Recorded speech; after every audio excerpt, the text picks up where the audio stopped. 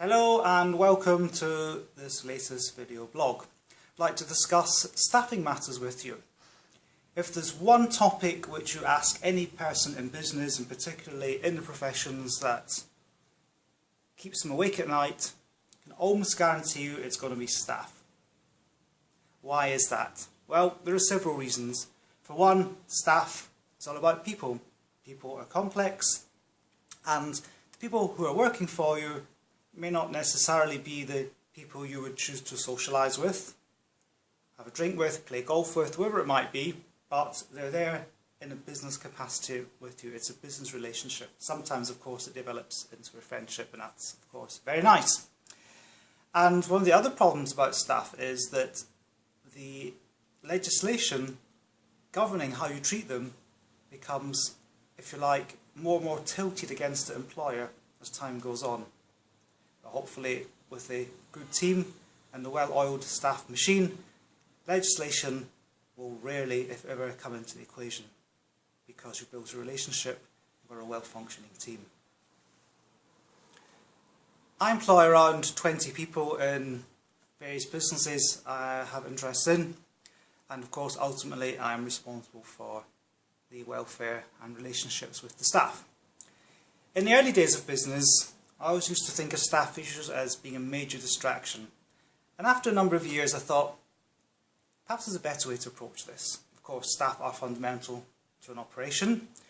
They are, if you like, your machinery, your asset.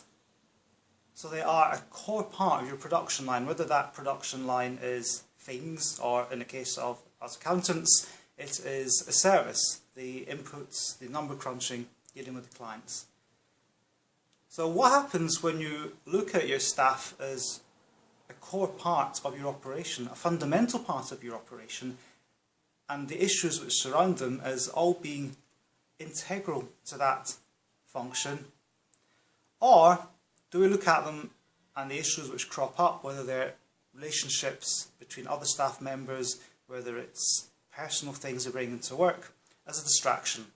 Well, I can tell you from my experience that treating it as something which needs addressed because it's part of your operation is a lot easier than treating it as a distraction, because you deal with it in a better way.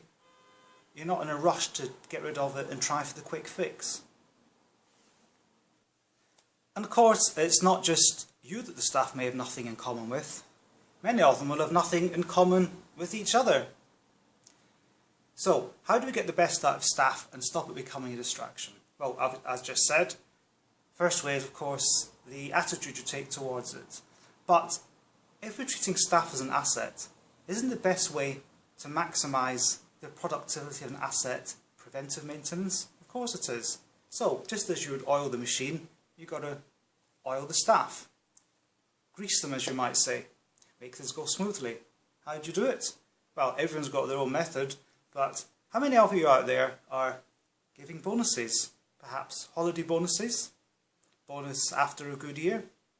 How often did you give them a pat on the back and tell them, yeah, it's really a good job you've done? Or Mrs. Such and Such, one of your clients, has said, such a nice person you are and they really like dealing with you. It's small things like that which go such a long way to making sure that your staff are happy. Happy staff make for a happy team, even if that team is just you and one member of staff. But remember, the more you've got, the bigger your team is. It's like a machine. The larger the machine, the more moving parts, the more chance something's going to go wrong. Therefore, the more preventative maintenance is needed. How about parting thought with staff? How often do you tell them that you really value their opinion? You may not agree with it, but you hear them out. You don't just slap them down. Think about it.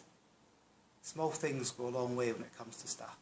Thanks for listening, and I'd really like to hear some of your experiences with staff, whether they've been good experiences or not so good experiences, perhaps some of the incentives which you use in your office and how well they work. You know where to get hold of me. Look forward to hearing from you. Bye.